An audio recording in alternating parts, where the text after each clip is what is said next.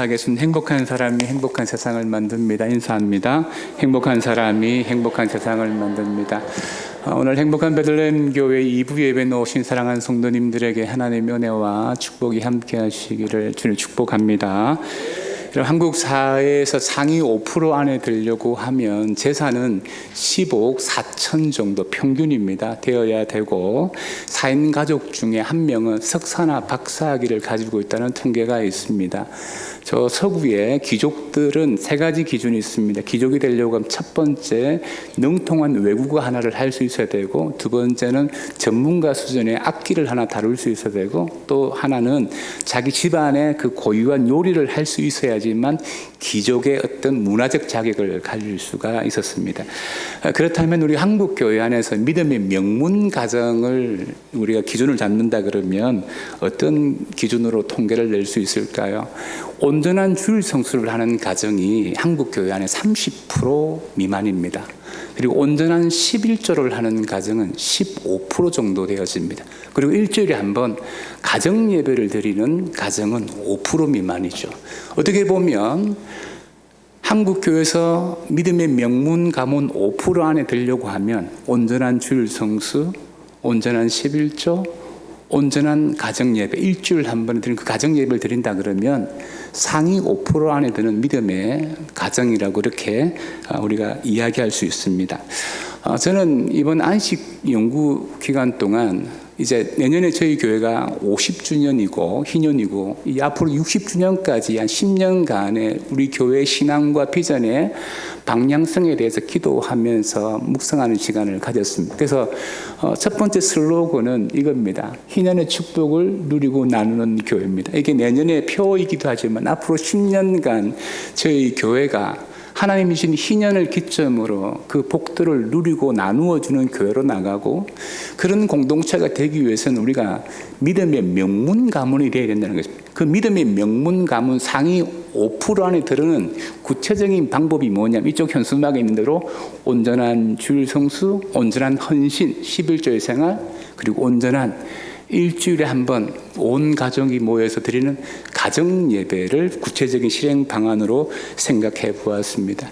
오늘 우리가 읽었던 본문의 구레네 사람 시몬의 이야기가 나오는데, 이 사람은 믿음의 명문 가문의 좋은 모델링이 되는 사람인데, 자, 오늘 본문 21절 우리 같이 한번 읽어보시죠. 마침 알렉산더와 루포의 아버지인 구레네 사람 시몬이 시골로부터 와서 지나가는데 그들이 그를 억지로 같이 가게 하여 예수의 십자가를 지우고, 자, 여기서 억지로라는 단어가 딱 우리의 마음에 와닿아요. 억지로 줬다는 겁니다. 헬란 말로 앙갈레오 루신이라는 단어를 쓰는데 이게 강제로 징벌하다 이런 뜻입니다. 그 당시 로마 식민지에서 로마 군인들은 그 식민지 백성들에게 오리를, 짐을 지어서 오리를 가게 할 수 있는 법률이 있었어요. 그 예수님의 그 말씀 가운데 오리를 가자 그러면 십리를 가주어라 하는 그 배경이 여기서 나온 것입니다. 오늘 구레네 사람 시몬이 억지로 예수님의 십자가를 지게 되어졌는데, 여러분, 구레네 사람 시몬이 예수님의 십자가를 억지로 진 시간이 얼마쯤 될까요? 마태복음 15장 25절에 보면 예수님이 오전 9시, 한국 시간으로 오전 9시 십자가에 매달리셨습니다. 그 십자가에 매달리기 전에 예수님이 양손을 못 받고 양다리 못 받고 사전 작업을 하려면 30분 정도 걸리겠죠? 그리고 7시에 빌라도의 법정에서 예수님이 사형언도를 받고 골고다로 나아갔으니까 그 사형언도 받는 시간까지 빼고 하면 한 1시간 정도, 그 1시간 안에서 이 구레네 사람 시몬이 십자가를 진 시간은 30분 정도 아마 될 거라고 저는 그렇게 생각을 합니다. 여러분, 성경에서는 우리가 유추해 보면 길면 1시간, 짧으면 30분의 이 십자가를 자원하는 마음이 아니고 억지로 졌는데, 이 사람의 이름을 성경이 기록하고 있다는 거예요.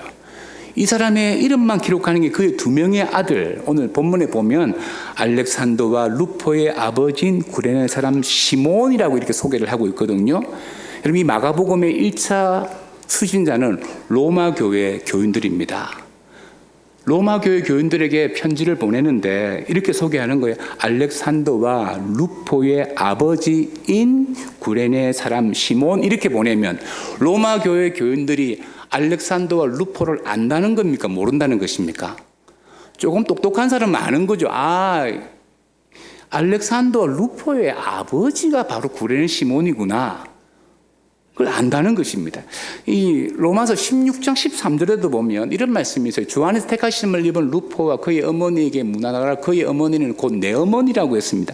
사도 바울이 로마 교회 편지를 보내고 제일 마지막 로마서 16장에 안부를 막 물었어요. 그러면서 루포와 그의 어머니에게 문안하라. 이 루포는 마가복음에 나오는 이 루포와 동일한 인물이다. 구레네 시몬의 아들이라는 입장은 모든 신학자가 동의합니다. 그런데 사도 바울이 이 루포의 어머니는 내 어머니라고 했어요. 그러면 구레네 시몬의 아내가 신앙이 얼마나 좋았는지 사도 바울에게 어머니가 될 만큼 영향력을 주었고 어떤 신앙의 친밀한 관계가 있었고 서로 동력자의 관계고 사도 바울이 구레네 시몬의 아내의 그 신앙을 인정했다는 것을 우리가 볼 수 있습니다. 어떻게 예수님의 십자가를 자원에서 진 것도 아니고 로마 군병이 강제 징병해서 이렇게 지게 했는데 그 십자가 30분 지고 난 다음에 어떻게 이 가문이 이렇게 교회사에서 기억되어지는 믿음의 명문 가문이 되어졌을까요?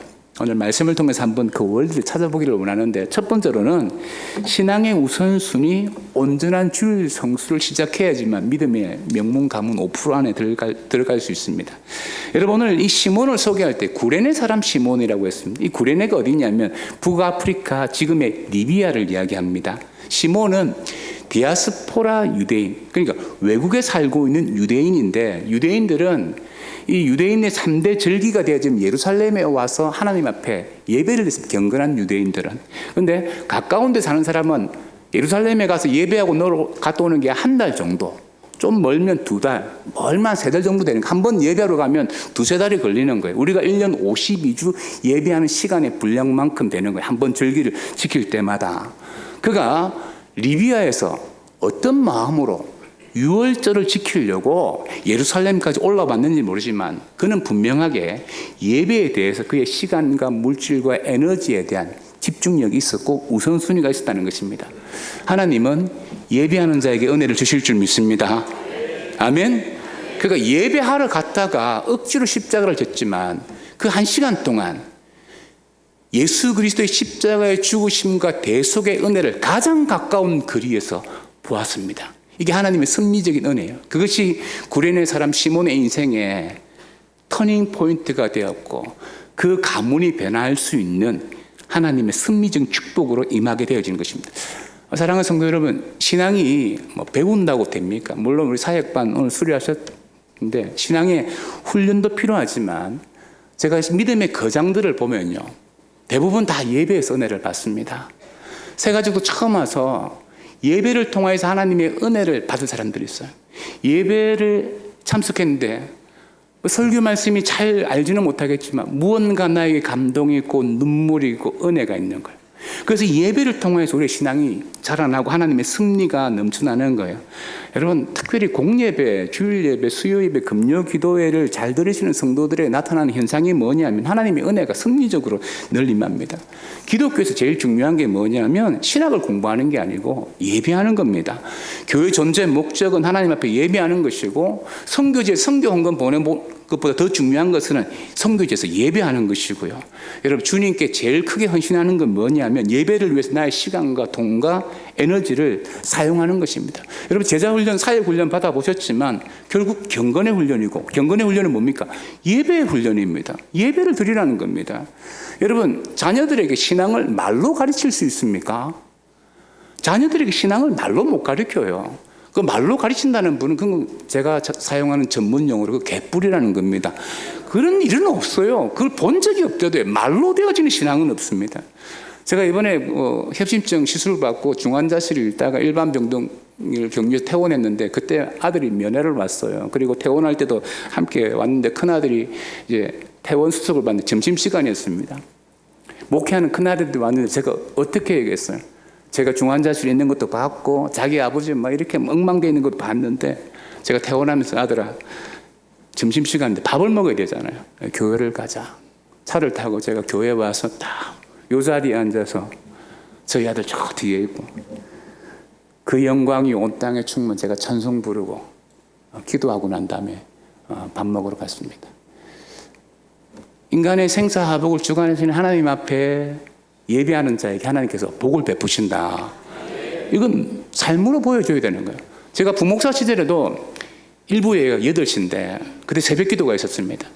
그러면 6시에는 일어나야 돼요. 그때 저희 아들 7살, 8살 둘이를 깨워서 함께 일부 예배 옵니다. 그러면 여기 둘째 아들 앉히고 제가 여기 앉고 그 다음에 첫째 아들 앉히고 저희 집사람 이렇게 앉습니다. 제일 뒤에 앉아서 예배를 드려요. 일부 예배 때.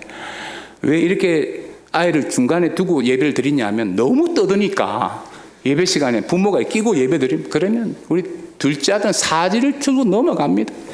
그럼 예배 끝나고 난 다음에 또 예배 태도 안 좋다고 자기 엄마한테 야단 맞고 태도가 너무 안 좋으면 화장실에 끌려가 여자 화장실에 끌려가서 체벌을 당하는데 저희 아들이 지금은 말할 수 있다. 체벌이 아니었고 아동폭력이었다는 거예요. 근데 아동폭력도 견딜 수 있었지만 그렇게 엄마에게 맞고 있는데 같은 반 여학생이 화장실을 들어올 때 너무 정신적으로 고통스러웠다. 뭐 이런 이야기를 해요. 뭐 특세 때 깨우면 말입니다. 작은 아들이 아빠 저는 깨우지 마세요. 형님은 목사 될 사람을 깨우고 저는 장로 될 사람에게 깨우지 말라고 뭐 그렇게 이야기하기도 하고요. 저희 두 아들 독특하잖아요. 중학교 고등학교 안 다니겠다 그래서 제가 학원도 대안학교도 홈스쿨도 시켜본 적이 없습니다. 아무것도 해본 적이 없어요. 제가 두 아들에게 요구한 게 뭐냐면 그러면 공예배에 다 참석해라. 베들레헴 교회 공예배에 다 참석해라. 학교 안 가는 건 괜찮은데 아빠랑 사는 동안에는 공예배 다 참석해야 되고 이거 하기 싫으면 집 나가라 했어요. 여러분 미국의 조나단 에드워드 목사는 미국 역사상 가장 위대한 신학자요 설교자인데 13살에 예일대학교를 입학했고 프리스턴 대학의 총장을 역임했습니다. 그 사람이 학문적으로만 뛰어난 게 아니에요. 그는 자녀들에게 그의 아내를 통해서 하루에 1시간 성경을 가르쳤고 주일 성수를 가장 중요하게 생각했습니다. 유튜브에 검색해 보세요. 조나단 에드워드 검색하면 KBS에서 다큐로 특집으로 다루었습니다. 그의 후손이 5대에 걸쳐서 1,400명 정도 되어지는데 부대통령 1명, 상원의원 3명, 주지사 3명, 대학 총장 13명, 판사 30명, 대학 교수 65명, 교직자 100명, 그리고 미국에 있는 모든 산업계의 대부분의 기업에 조나단 에드워드의 후손들이 그 경영자로 있습니다. 여러분 예배하는 자, 신앙을 물려주는 자에게는 하나님께서 반드시 책임져 주실 줄 믿습니다. 주일 성수는 말입니다. 종교적인 의식이 아니에요. 주일 성수는 신앙의 우선순위를 선언하는 것입니다. 구레네 사람 시몬이 예수님의 십자가의 대속의 현장을 볼 수 있는 섭리가 그에게 어떻게 이루어졌느냐 그러면 리비아에서 예루살렘에 예배하러 갔기 때문에 그 예배 가운데 하나님의 특별한 섭리를 경험하게 된 것입니다. 여러분 주일 성수가 쉽지 않는 분들도 계시죠. 뭐 직업상, 건강상, 가정 형편상 하나님이 우리 형편을 다 아시지만 중요한 것은 마음의 우선순위입니다. 최선을 다해서 예배할 수 있는 우리 베들레헴의 성도 되실 줄 축복합니다. 두 번째로 여러분 신앙의 명문 가문 5%에 들어가려고 하면 신앙의 고백과 헌신 언제나 11조 생활을 계속하셔야 됩니다. 여러분 신앙생활에서 억지로 십자가를 지는 게 뭘까요? 한번 고민해요. 여러분 신앙생활에서 억지로 십자가를 지는 거 그거 다 하나예요. 11조 생활이에요. 11조는 사실 정말 억지예요. 힘든 거예요. 돼지하고 닭하고 이제 공동투자해서 식당을 시작했습니다. 식당 이름이 햄 앤드 에그였습니다. 그 돼지는 햄을 내고 닭은 계란을 내서 이제 식당을 운영하려고 했는데 돼지가 못하겠다는 거예요. 왜냐하면 돼지는 햄을 내려고 자기 살점을 줘야 되니까. 계란은 계란 주면 돼. 이게 아깝지만 줄 수 있는 거잖아요. 계란은 살점을 떨어뜨리는 건 아니지 않습니까? 여러분 11조 헌금할 때 내 살점 떨어져 나가는 것 같잖아요. 여러분 안 그렇구나. 저는 그렇던데. 여러분 사실 11조 생활이 뭐 지난주 여러분 김지창 교수님 설교 들었다 그러던데 정말 이게 억지적인 부분들이 참 많습니다. 살점이 떨어져 나가는 것 같아요. 그런데 살점은 헌신이 될 수 있습니다. 근데 계란은 헌신이 안 됩니다. 계란은 관여하는 것 정도 되어지죠. 여러분의 인생 가운데 이 돈이 햄입니까? 계란입니까? 한번 여러분에게 한번 질문해 보십시오. 계란이면 아무에게나 줄 수 있죠. 그런데 이 돈은 내 인생의 살점이고 햄이기 때문에 아무에게나 줄 수 없어요. 그래서 준다면 누구에게 줄 수 있어요? 가장 사랑하는 사람, 가장 소중한 사람에게, 고마운 사람에게 내가 돈을 줄 수 있는 겁니다.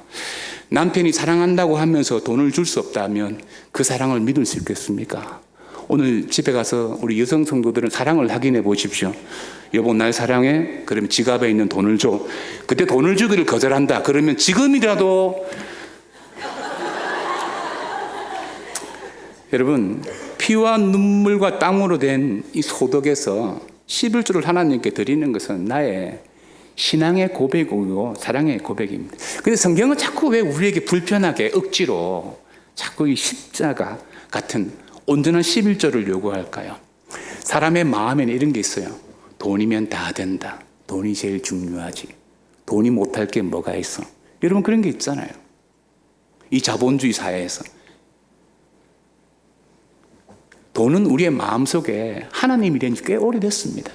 그래서 예수님이 2000년 전에 말씀하셨죠. 마태복음 6장 24절에 너희가 하나님과 재물을 겸하여 섬길 수가 없다. 이 말은 돈이 내 인생을 결정하든지 돈 따라 다 결정하는 거예요. 11조를 못하는 게 믿음의 문제가 아니고 돈의 문제일 수 있습니다. 어떤 사람은 인생을 믿음으로만 결정을 하는 거예요. 여러분, 우리는 내가 돈을 100% 벌어가지고 10분의 1을 드린다고 생각을 해요. 그게 11조로 생각을 하거든요. 틀린 겁니다. 하나님이 나에게 100%를 주셨는데 이게 하나님이 주신 것을 믿고 내가 감사함으로 10%를 신앙을 고백함으로 하나님이 내 인생을 이끌어감을 고백함으로 드리는 게 11조예요. 결국 11조를 드리는 인생은 하나님이 그의 인생을 이끌어 가십니다. 그걸 믿고 드리는 거예요. 제가 공부한다고 교육조사 생활을 7년을 했어요. 교육조사 때 사례를 50만 원 받았거든요. 50만 원 받아서 11조 5만 원, 그래도 선교원금 2만 원, 구제연금 1만 원, 감사원금 4조니까 만 원씩 4만 원, 주일헌금 5천 원씩 4번 2만 원, 학생회 전도사니까 또 주일헌금 5천 원씩 4번 하면 2만 원, 총 16만 원을 하면 제가 받는 사례의 32%를 헌금을 합니다. 34만 원을 가지고 제가 7년 동안 아이 둘이 키우면서 공부했는데 사는 게 아니었어요. 제가 또 고지식 해가지고 목회자는 하나님이 공개하는 거로만 먹고 살아야 되는데 저희 아내에게 직장 생활을 못 하겠습니다. 집에서 아이만 키우겠습니다. 정말 어려운 시간을 제가 많이 보내면서 돈에 대한 훈련도 많이 받았지만 그때 어느 날 제가 이렇게 됐어요. 하나님, 제가 50대가 되어지면 100만 원 11조 할 수 있는 목회자가 되게 해주세요. 이렇게 기도를, 제가 지금 50대 중반이지 않습니까? 자, 이 기도 응답이 이루어졌을까요? 안 이루어졌을까요? 우리 재정부가 대답을 하래 대답을 안 하더라고요. 제가 뭐 1,000만 원의 수입이 있는 그런 목회자는 아니지만 저는 3년 전부터 10의 2조를 하고 있습니다. 그래서 제가 하나님 앞에 100만 원 이상 11조 하겠다는 것은 3년 전에 응답을 받고 있고 지금도 계속 하고 있고 앞으로도 할 예정이고요. 그런다고 제 인생이 뭐 쪼그라들었느냐, 뭐 여러분 상상을 어떻게 하든지 뭐 상관없습니다만은 저 내년에 의료보험료 더 내야 될지도 모릅니다. 하나님이 우리를 이끌으시는 방법은 항상 독특해요. 사람들은 누가 나를 임명해 주지 않아서, 나를 뭐 알아보지 못해서, 나에게 기회를 주지 못해서 내가 기회를 얻지 못했다 이런 생각을 하거든요. 틀린 생각입니다. 자기 인생은 자기가 임명하는 거고요. 내가 나에게 기회를 주는 거예요. 언제? 내가 헌신할 때. 우리 교회 5호 선교사들, 12호 선교사들은 선교지에서 파송교회가 없이 짧게는 3년, 길게는 7년 동안 선교지에서 헌신하고 있다가 베들레헴 교회를 만나서 파송받았습니다. 그들이 먼저 선교지에서 헌신했기 때문에 선교사로 파송을 받은 거죠. 태국에 가보면 한인연합교회라고 있습니다. 태국이 제일 큰 교회입니다. 이 교회가 한때는 북한 탈북민들이 탈북하는 경로의 사역을 했던 교회인데 이 교회 담임 목사님이 3년 전에 부임을 하셨는데 이 목사님 이 교회에서 25년 전 교육전도사로 시작해서 25년 있다가 이 교회 담임 목사가 된 거예요. 여러분 이게 쉽지 않거든요. 부교육자로 교육전도사부터 25년 있다가 담임 목사가 됐다. 이거는 그의 헌신은 검증받은 사람인데 이 사람이 어느 정도로 헌신된 사람이냐면 탈북민 사역을 돕기 위해서 서울신학대학원을 3년 목회학 석사과정 전사대 공부를 하거든요. 3년을 다닐 때 어떻게 다녔느냐. 금요일날 저녁에 비행기 타고 방콕 가가지고 토요일날 주일날 사역을 하고 월요일날 비행기를 타고 한국에 와서 화수목 공부하고 이렇게 3년을 냈어요. 자기 누님이 승무원이라서 비행기 할인을 많이 받았다고 했지만 이게 돈으로 결정한 겁니까? 헌신으로 결정을 했죠. 그 헌신이 그 교회 담임 목사로 임명해 준 것입니다. 여러분, 오늘 본문에는 구레네 사람 시몬이 예수님이 십자가를 지기 위해서 예루살렘에 올라간 게 아니에요. 갑자기 상황이 이상하게 되어서 억지로 십자가를 지게 되었는데 그 상황이 그 가문을 바꾸고 나왔습니다. 12월 달쯤 되어지면 성도들의 반응이 많이 나오잖아요. 이제 더 이상 이 사역하지 못한다. 이때까지 억지로 하신 분들 다 팽개치고 2026년은 자유함을 누리겠다. 뭐 기타 등등 많습니다. 여러분 알아서 하셔도 괜찮습니다. 근데 저희 교회 장로님 가운데 보면 한 번도 여름 휴가를 못 가신 분이 있습니다. 장로님 되시기 전까지. 부장 집사를 계속 했으니까. 그래서 여름에 휴가는 여름 성경학교를 헌신하는 거예요. 그 헌신이 있었기 때문에 베들레헴 교회 장로가 된 거죠. 이런 모델은 한국 교회 안에 굉장히 많이 있습니다. 결국 헌신하는 인생이 기회를 얻는 겁니다. 헌신의 가장 기초가 뭐냐면 이 11조예요. 11조는 뭐냐면 돈의 문제인데 이 돈은 곧 마음의 문제입니다. 이거 넘어가지 아니하는 사람은 헌신이 안 돼요.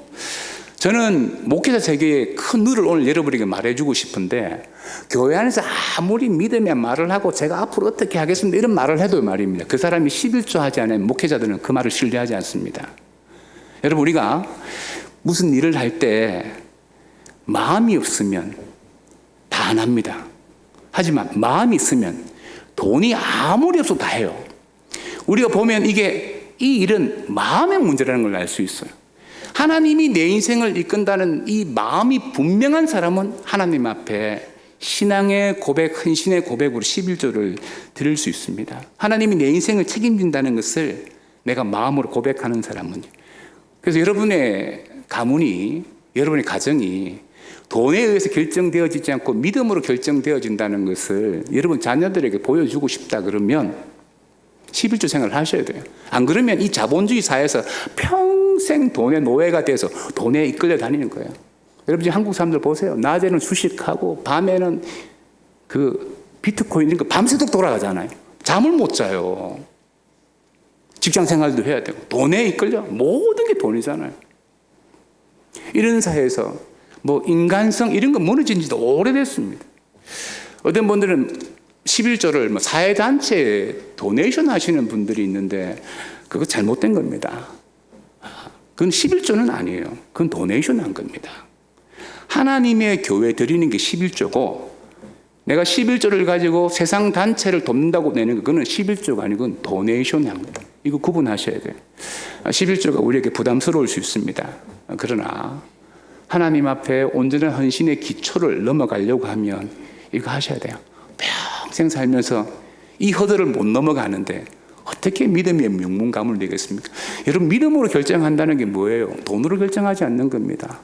하나님이 내 인생의 주인이라는 것입니다. 이게 분명한 사람들은 할 수 있고 안 그러면 평생 살아도 그걸로 부들부들 들고 제가 재미있는 이야기 한번 할까요?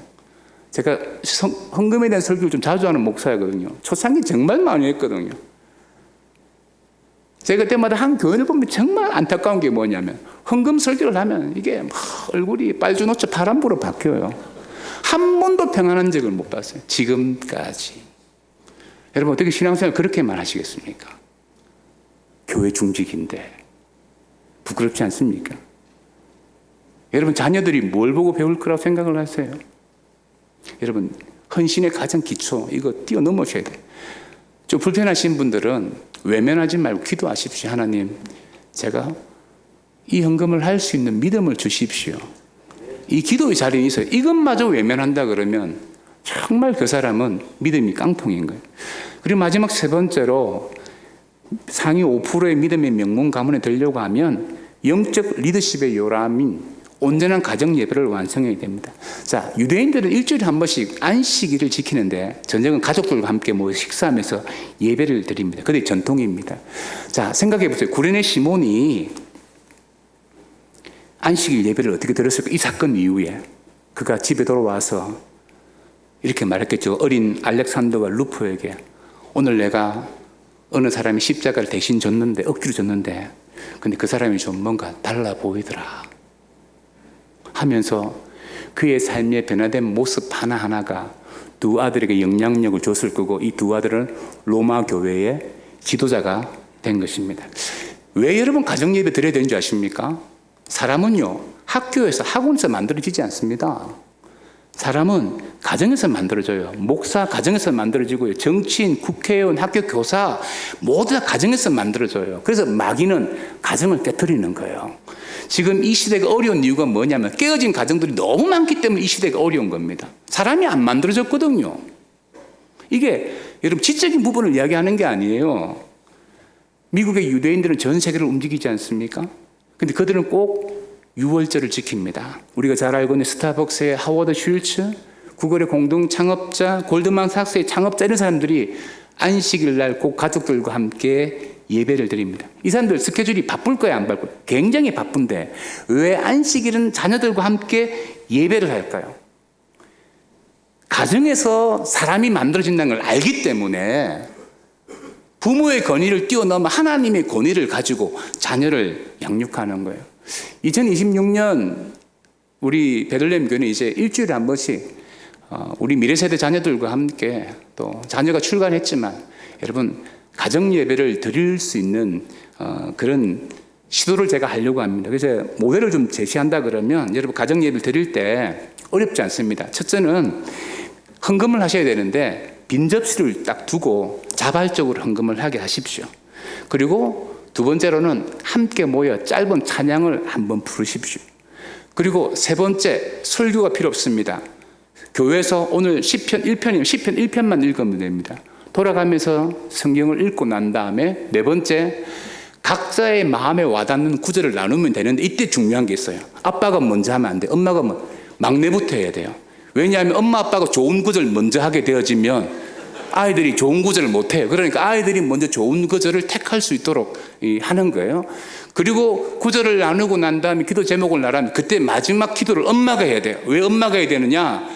유대인들은 엄마가 유대인이면 그 자녀가 유대인이에요. 근데 아빠가 유대인이고 엄마가 이방인이면 그 자녀는 이방인입니다. 엄마의 신앙이 굉장히 중요해요. 엄마의 기도. 엄마가 그 기도를 하고 난 다음에 여섯 번째로 주기도문을 하고 마치면 됩니다. 15분입니다. 그리고 여러분 매주마다 제가 보고서를 받고 가정예배 드리신 분 주보에 제가 공지할 예정입니다. 사랑하는 성도 여러분, 시간이 좀 많이 갔지만 가정에서 사람 만드는 거 포기하면 나중에 더 큰 어려움 겪습니다. 여러분들 자녀들 공부 잘 시키고 재산 많이 물려주고 그거 나쁜 거 아니에요. 그렇게 하셔야 돼요. 근데 그보다 우선순위가 뭐냐면 신앙을 물려줘야 되는데 통계적으로 나온 게 있습니다. 25억 이상 상속을 하게 되어지면 무조건 법정 다툼이 있어요. 자녀들 간에. 통계적으로 나와 있어요. 25억 안 되는 사람들은 크게 염려할 필요가 없고요.